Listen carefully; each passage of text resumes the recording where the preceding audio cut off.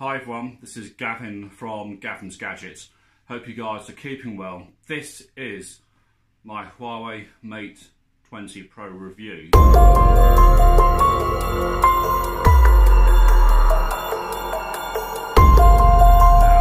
during this review, I'm going to make references to the previous P20 Pro in a couple of places. I'm also going to make reference to Google Pixel 3 XL. Somewhere on the table over there I've got the iPhone XR or XR, depends how you like to sound it, and we'll also compare it to the Note 9.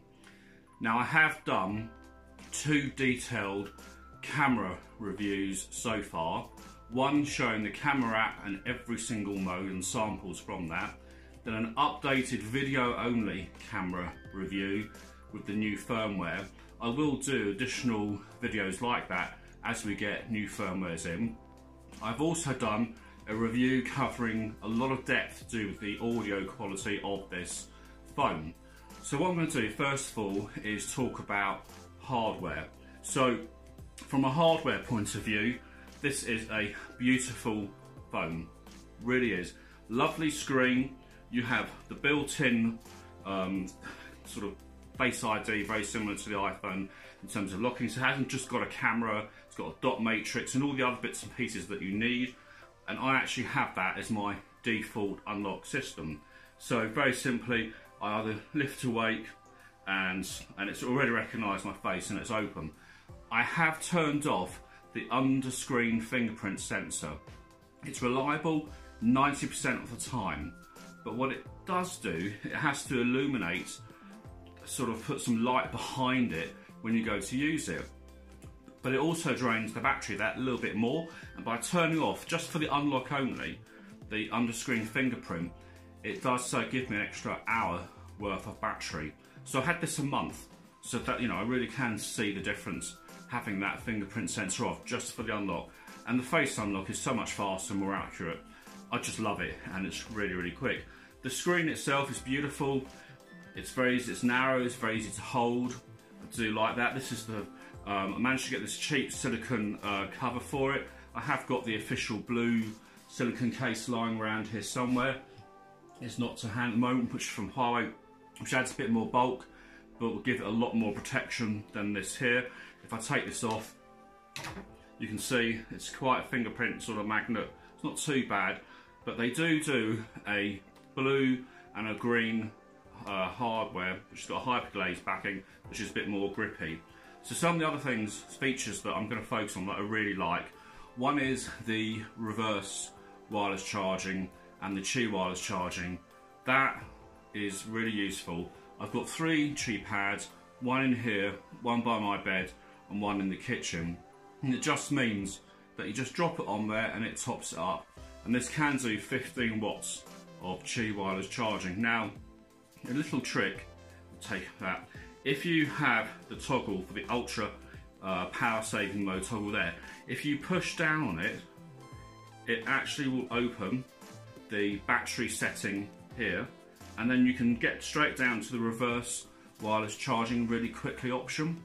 And I actually thought that's going to be a bit gimmicky, having the reverse wireless charging, but actually I have used it. It was a business evening function the other week.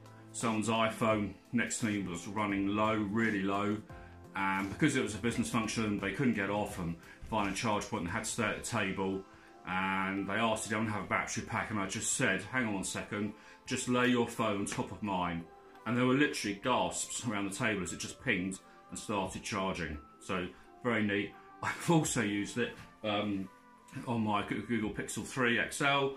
When I'm sat on the sofa, I've even used it then to recharge this, because the battery on this isn't as good as this. So that goes to the next thing, the actual battery being so large at 4,200 milliamps and having a 40 watt supercharger. Fantastic. I don't use it that often, but when I have, it's just so good to think you can just go from hero, from 0 to hero, roughly 30 minutes, 75%, and then after an hour it's fully charged pretty much. It's really handy to have, and that, again, battery life on this, 6 hours, no problem. Hammer it, do whatever you do. I've got a very heavy setup on here and it does work particularly well. I do fluctuate between having the gestures, which are quite good, but it's quite hard to do the side swipe in one-handed on the gesture navigation, whereas you have the touch buttons down here, it is that little bit easier. And also if you're using YouTube, excuse me, and you want picture-in-picture, the gesture navigation breaks that when you swipe to go home. It doesn't leave the mini picture-in-picture for YouTube on the screen, but it does if you have the 3-button gestures there. So, you know, really, I do like this. I actually quite like the black finish. I know it's quite a boring colour out of all the options, but the black does make this look quite menacing. So from a hardware point of view, I think, you know, this is a refined product, and there's many other things on here that Huawei have included that make it particularly good. Okay, so just carrying on, the other thing that I quite like, it does have these stereo speakers, and again, to save space, it's put inside the USB-C port, it's actually put the speakers. That's quite handy. It is waterproof IP68. It does have a hybrid, either as your two options, either a single SIM hybrid slot or a dual SIM hybrid slot, and it uses Huawei's own new memory card, nano storage card, which at the moment probably quite expensive and just coming out, so they are what they are. This does have 128 gig, this version, so enough, it should be plenty, but you do have the option to extend storage. I also quite like it has the infrared blaster. That has come in handy a couple of times in the last month. So again, it's just, you know, just a lot of things you think, I'm not going to use them every day, some of them, but they do work. It also has the sort of desktop mode where you can connect it to your TV or monitor via USB to HDMI. But if you've got a Miracast TV, it can do that wirelessly. So that is an option. So not too bad. As you know, you've got this, you know, wonderful camera system. Don't forget, I've done the reviews. So you've got the same sort of setup as the P20 Pro, 40 megapixel main sensor, 8 megapixel telephoto.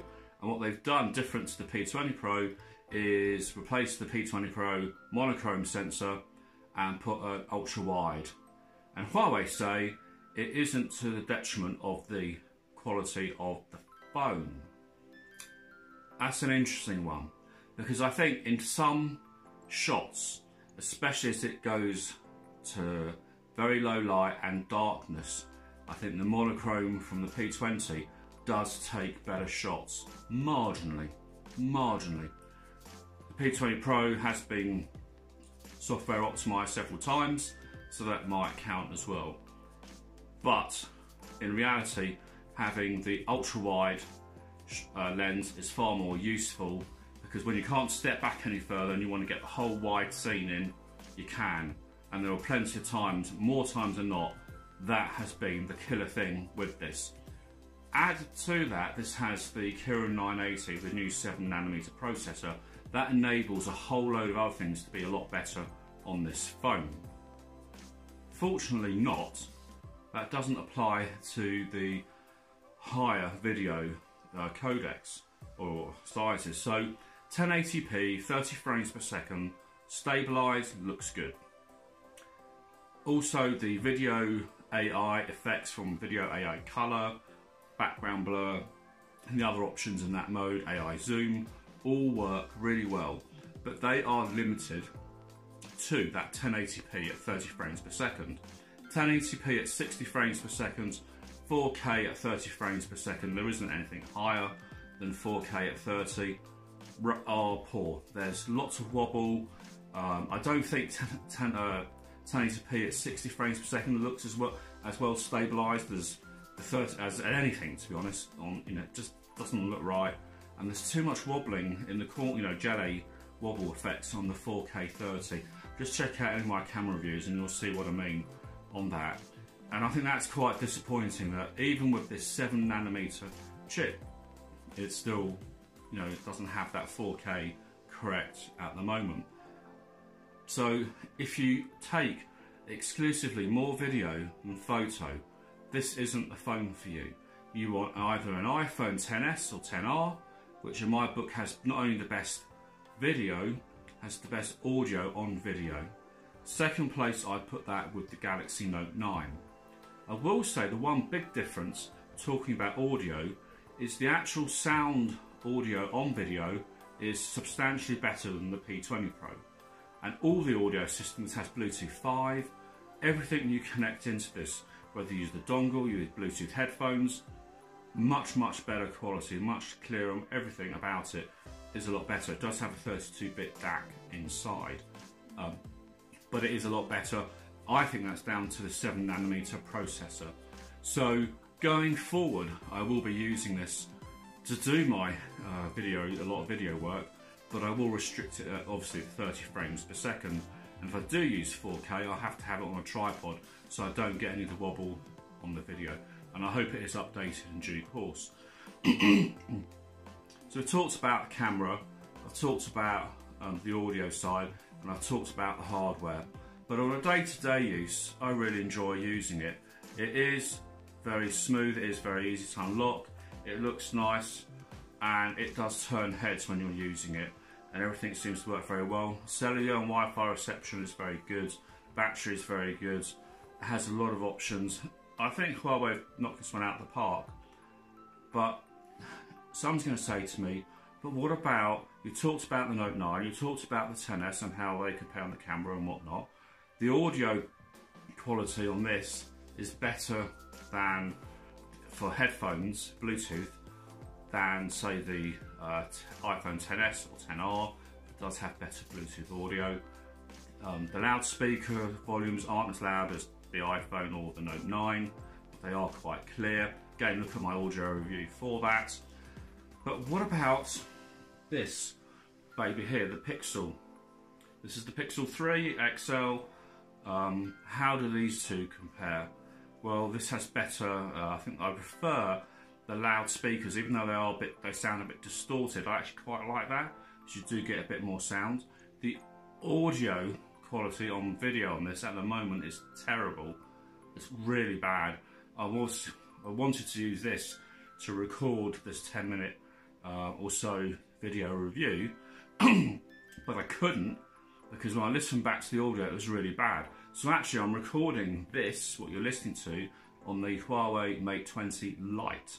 And it doesn't, I can assure you, have the best camera system, but the audio is damn sight better than this. The video itself is better, is very good and very well stabilised. So again, I put the video ahead from the Pixel versus the Mate 20 Pro. And I'm also going to say, I do think the photo quality, outright photo quality at pixel level, is better on the Pixel 3 XL than the Mate 20 Pro. The advantage of the Mate 20 Pro is the flexibility of these lenses, and the camera app allows you to do everything from taking photos underwater with its underwater mode, where it uses the hardware buttons to actually control the camera in the video, to every other mode, from light trails, light painting, car trails, silky water. It does have, I think, the portrait mode, and the actual edge detection is the best on any phone I've seen, better than the Pixel down there as well. But again, you know, I still think this needs a few more firmware updates to be at its best. I will cover those off in future reviews. If you have any further questions, let me know. I have got the Huawei Mate 20X due any day now, and I'm going to compare the two, the Mate 20 Pro to the 20X. And why is that relevant? This camera system is identical what they've put into the Mate 20X, and the 20X is a huge 7.2-inch phone. So that's coming in probably my next video. Got some audio gear being reviewed as well. This is Gavin from Gavin's Gadgets. Got a question, leave it below. I'll check it out and I answer them all. Have a good day. Bye for now.